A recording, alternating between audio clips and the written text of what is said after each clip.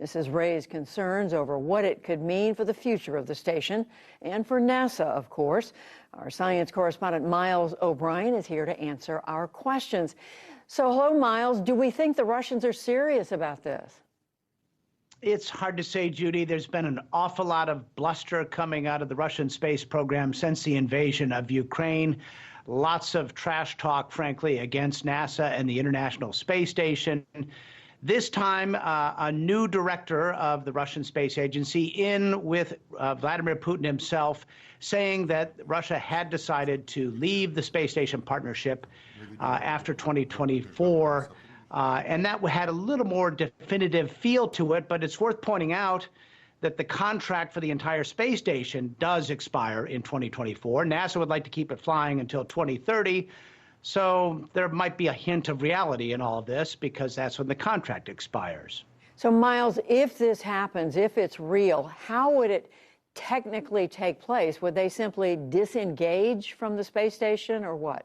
Yeah, it's not so simple. It's an extremely complex, intertwined connection. It's not like loosening up 4 bolts and off go the Russians.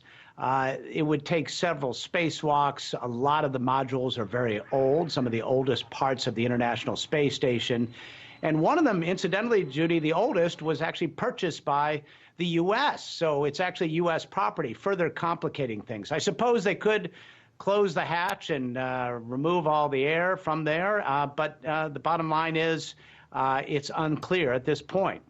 So if they are no longer present and part of the space station, what does that mean for what's left of the station? Well, there's technological interdependence, and the Russian side provides propulsion. It's what lofts the space station and keeps it from falling down. Even though it's 250 miles above us in space, there's a little bit of wisp of an atmosphere there that actually puts a little drag on it, and you need to boost it up every now and then. So they provided that with their freighters and with their space tug, which is aboard their side of the modules.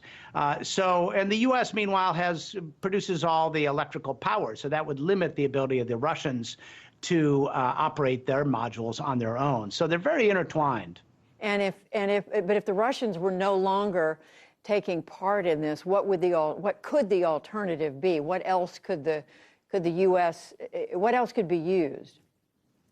Well, SpaceX and Northrop Grumman, which each have craft which fly to the International Space Station, are looking at ways to turn a Dragon or a Cygnus spacecraft into sort of a tanker with a little bit of extra fuel to provide all that propulsion I was just talking about.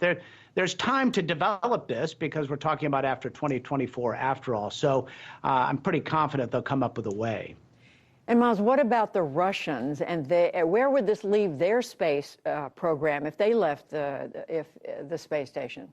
Well, it's interesting. They really have no place to go. They're talking about building yet another space station. They say they have a piece that they're building on the ground, but the funding has been very limited. A lot of people say, well, maybe they'll partner with the Chinese, but the thing about the Chinese is their space station is in an orbital inclination or lane, which the Russians cannot physically get to from where they launch from. A little bit of orbital mechanics there, but suffice to say, they can't reach the Chinese space station. And besides, the Chinese have shown no interest in partnering with anybody. They, I think, are enjoying proving they are a space power on their own. So in the meantime, though, Miles, as we wait for 2024, what about the relationship between Americans and the Russians? Is there tension there? And are there any safety issues? You know, it's interesting because at the bench level, so to speak, you know, the cosmonauts, the astronauts, the engineers, it's pretty much been business as usual, Judy. As a matter of fact, the U.S. astronaut on board the space station, when told about this latest announcement, said, you know, we're just doing what we do here every day. And, you know, to my way of thinking, that's the greatest accomplishment of this space station, that it brought these former, Cold War adversaries in space together to build this audacious space station. And now it just seems to be crumbling. And there are a lot of people inside NASA who are quite saddened by all this.